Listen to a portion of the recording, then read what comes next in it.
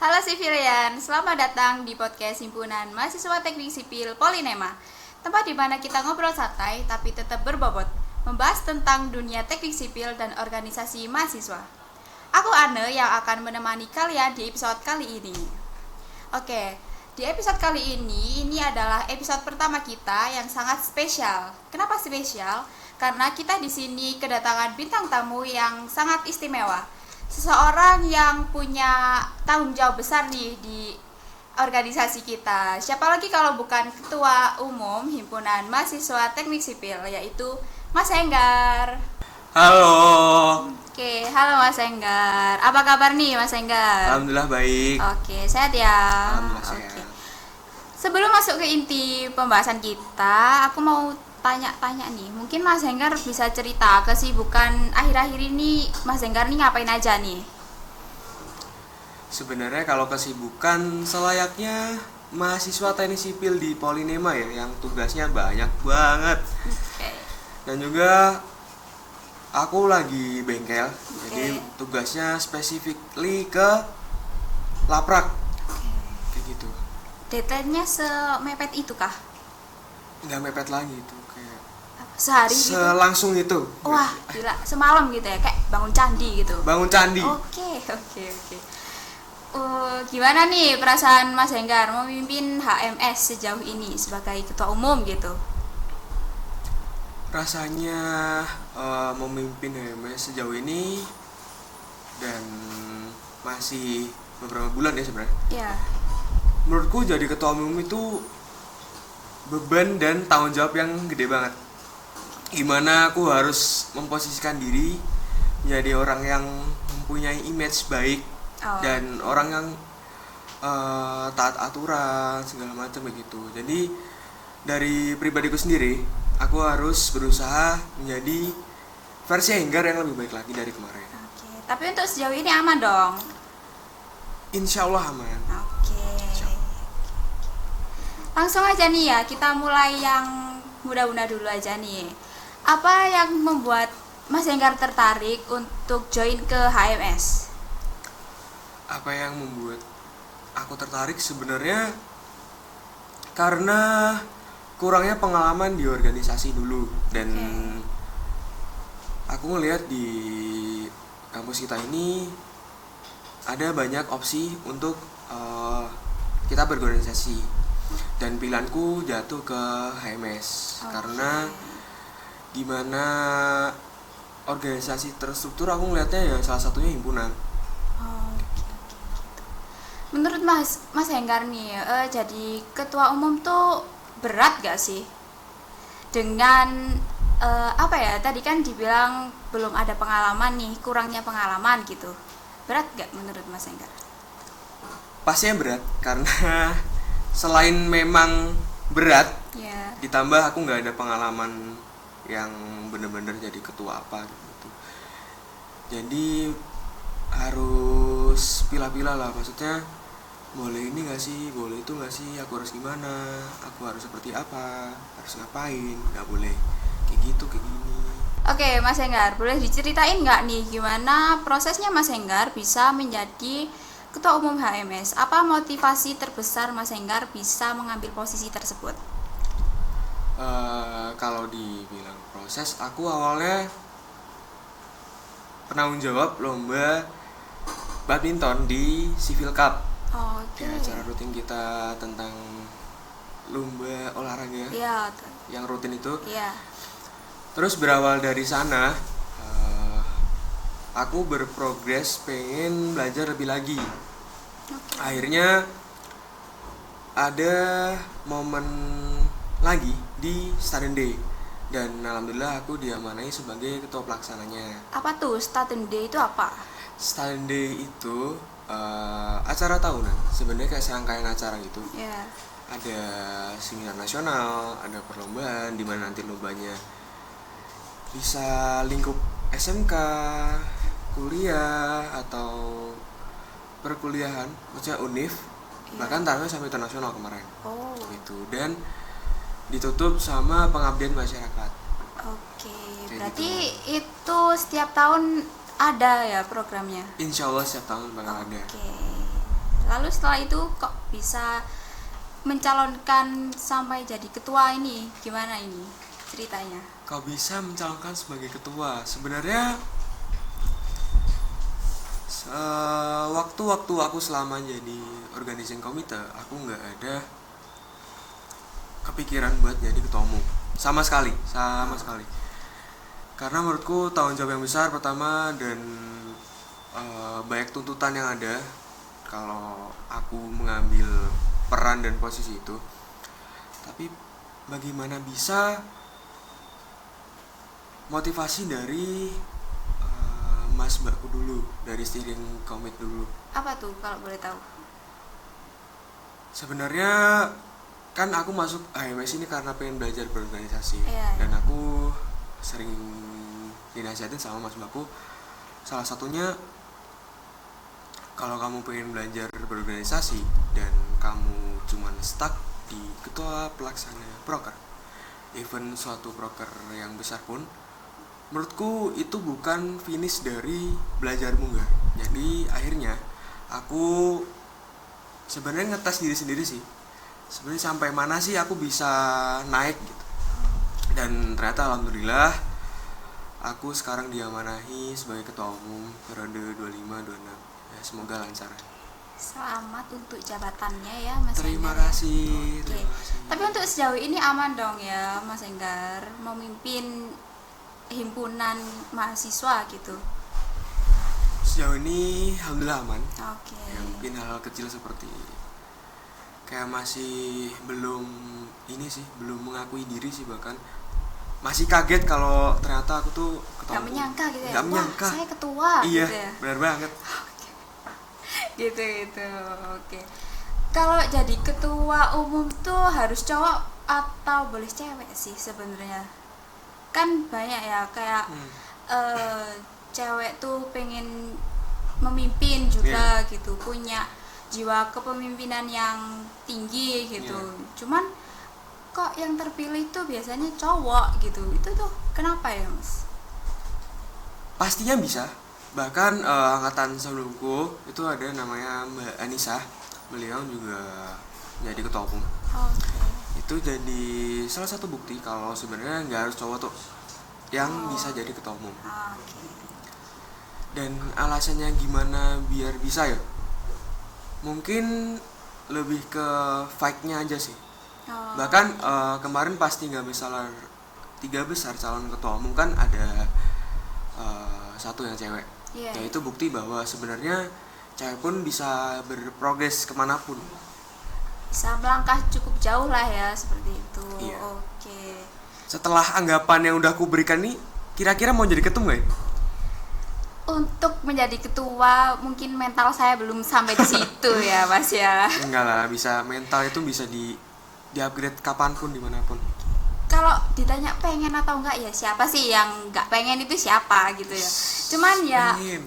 enggak dulu lah. Enggak dulu. Enggak dulu gitu.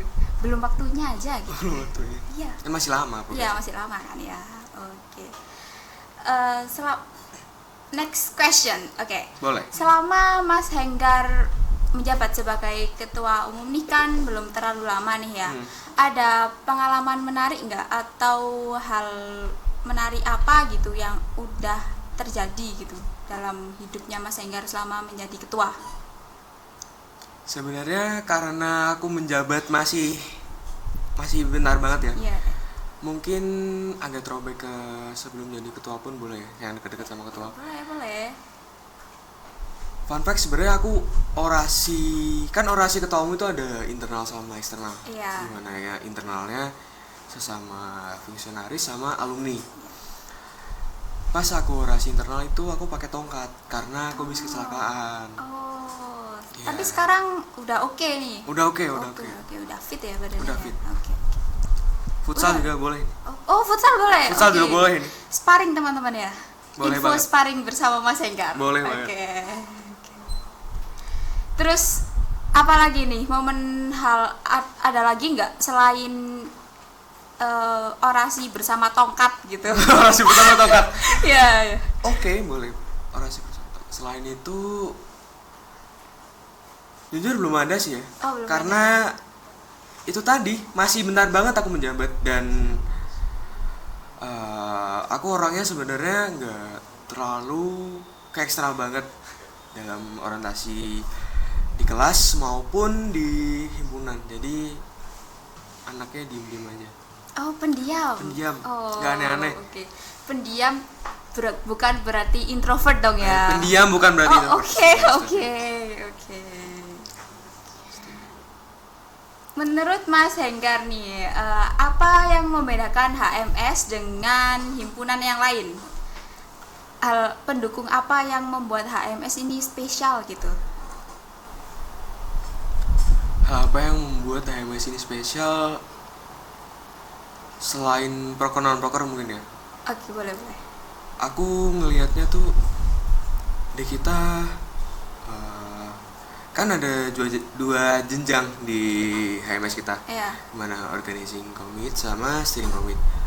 Aku ngelihatnya salah satu steering committee yang mau bener-bener ngajarin secara luas, secara nggak ngasih jenjang gimana banget, nggak senioritas banget tuh salah satunya HMS.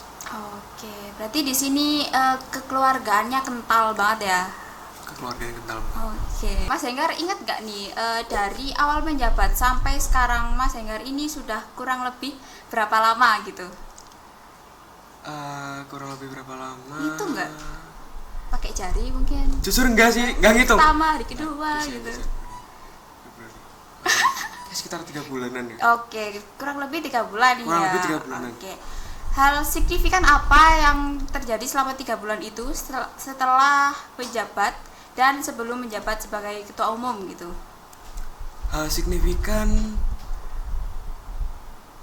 mungkin ini sih, bukan branding diri ya, tapi gimana aku berekspresi di segala platform kayak sosial media ataupun bahkan di kehidupan kampus. Kayak dulu aku sering banget bikin hal konyol sama teman-teman kelas dan bahkan aku posting di sosial media kayak gitu. Selayaknya anak muda lah. Selayaknya Ya. anak muda. Apa-apa di post, dikit-dikit di Apa-apa post. di post. Gitu. Iya. Sekarang aku hapusin yang di sosmed dan di kampus kayak Merasa memalukan batas. kah atau gimana nih? takut sih, lebih ke takut. Takut kenapa? Kenapa harus takut? Kenapa harus takut? Karena aku bener-bener ngerasa tanggung jawab jadi ketua umum ini besar dan sebenarnya aku masih bingung gimana sih batas-batasan yang nggak boleh aku perbuat. Sebenarnya mungkin nggak sejauh itu ya, tapi ya takut aja. Oh ya, yang namanya sosial media image ya gitu. Sosial media image, ya boleh lah. Oke. Iya, kayak gitu. Oke.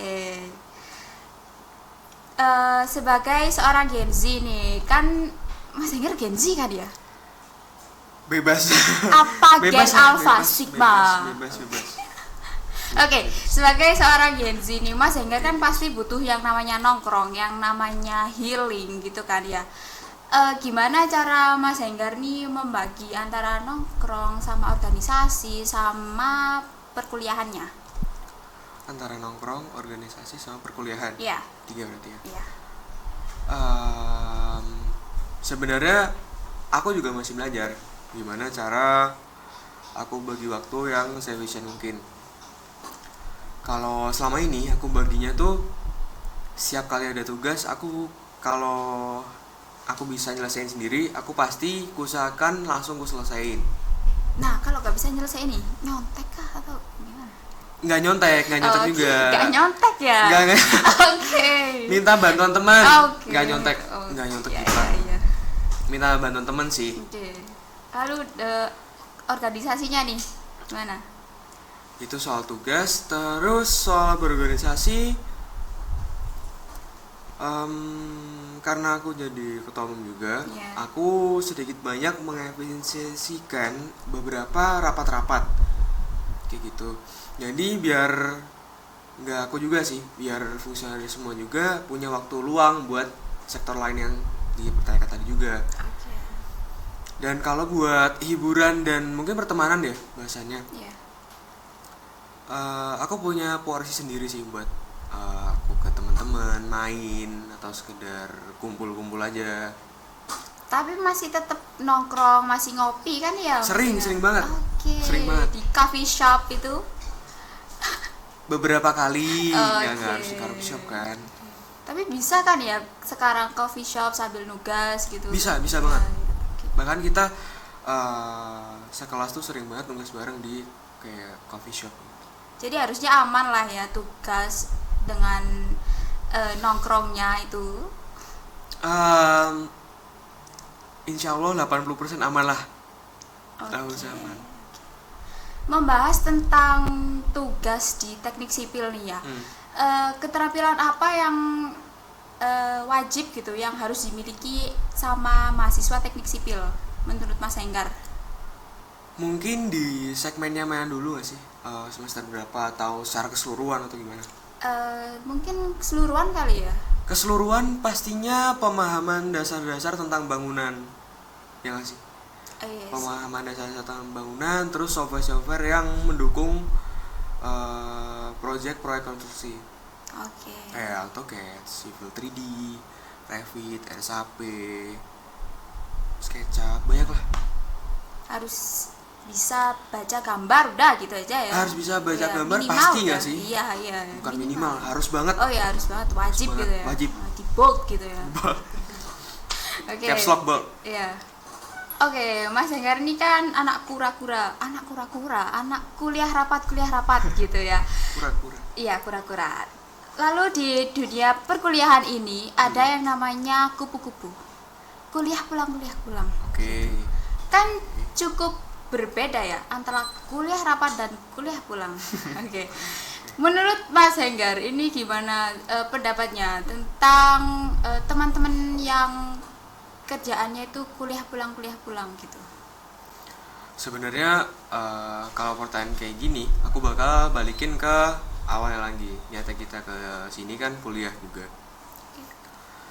Dan balik ke pribadi masing-masing. Kalau aku emang pengen kuliah dan emang pengen ngembangin soft skill lain-lain hal kayak cara kita problem solving, terus gimana kita ngomong di publik kayak gitu. Akhirnya aku kan ngambil organisasi juga. Dan sebenarnya teman-teman kita yang kuliah pulang itu kita juga nggak tahu di luar itu mungkin di luar yang kita lihat sebenarnya mereka tuh di kelasnya tuh aktif banget, terus mungkin ikut organisasi di luar kayak volunteer di luar, kita kan juga nggak tahu, atau mungkin malah kerja. Dan kalau menurut aku gak ada salahnya sih balik ke pribadi kita masing-masing aja. Jadi nggak salah ya buat kuliah pulang gitu. Enggak juga. Dan sebenarnya platform di teknik sipil kita tuh banyak kan. Dimana kalau kita mau seru-seruan ada Civilian Warrior, dimana kalau kita mau benar-benar di teknik sipilannya ada Beats, dimana kalau kita mau mencakup semuanya dan pengen berorganisasi itu ada HMS sendiri kayak gitu. Jadi tergantung gimana pribadinya aja sih. Tergantung ya, pribadi. Oke, harapan dari Mas Enggar apa nih untuk HMS ke depannya? Harapanku untuk HMS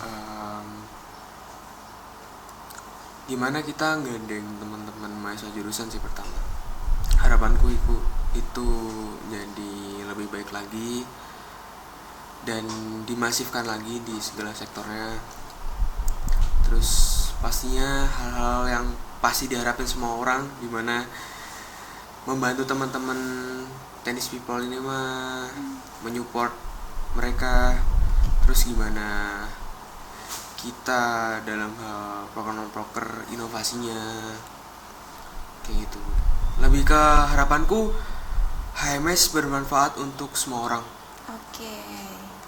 Lalu ada pesan nggak nih buat teman-teman mahasiswa teknik sipil lainnya yang berjuang di bidang akademik maupun non akademik? Oke. Harapanku pastinya aku pengen banget teman-teman kita di selanjutnya maupun mulai dari sekarang prestasi-prestasi kita nggak terjaga tapi melonjak lah. Kayak contoh lomba-lomba di nasional kemarin kayak gitu. Harapanku kita semua nyabet juara 1 bahkan juara umum.